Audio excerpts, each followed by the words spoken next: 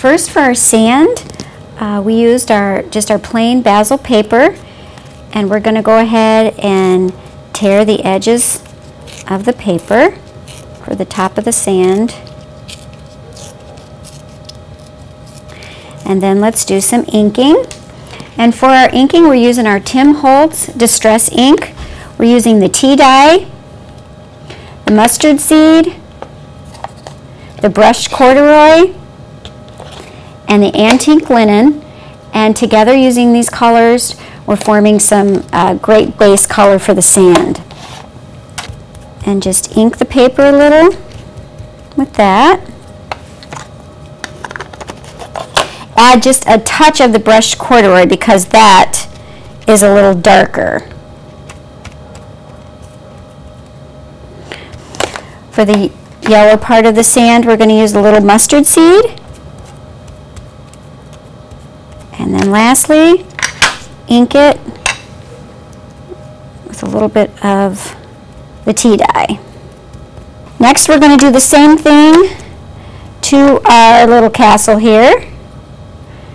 And we're going to color that with the ink, just lightly for the castle. We're going to add a little sparkle and pizzazz by using our Doodlebugs. Where's my other one? Here it is. But first, we're going to take our spray adhesive so we can make sure that the sand adheres. And we're going to go ahead and spray that down.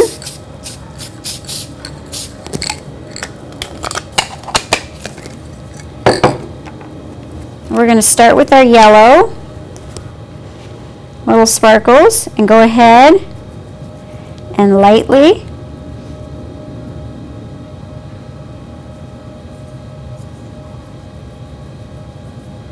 sprinkle the yellow. The sand is pretty mesmerizing. This is what the sand is going to look like. Just put a little tiny bit of shimmer on there. Come out. Oops, and I spilled too much of it. Maybe a little bit of orange too. Oops. And this is nice because you can use your finger and get the right consistency that you want. And here's our sparkly castle. So let's not forget our sun. And what we did for our sun was we used Tim Holtz grunge board, and this is Ideology.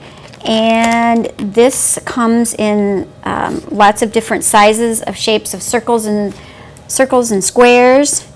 And again, our grunge board line is unlimited. We have several different opportunities for you to use this on our website too. So be sure to check this out. But this shape came, you could punch it right out. It already came like this. And we're going to go ahead and ink it just like we did everything else with the mustard seed distress ink. We're going to use our same Doodlebug orange and yellow colors of the sparkle glitter. And this is what your sun should look like.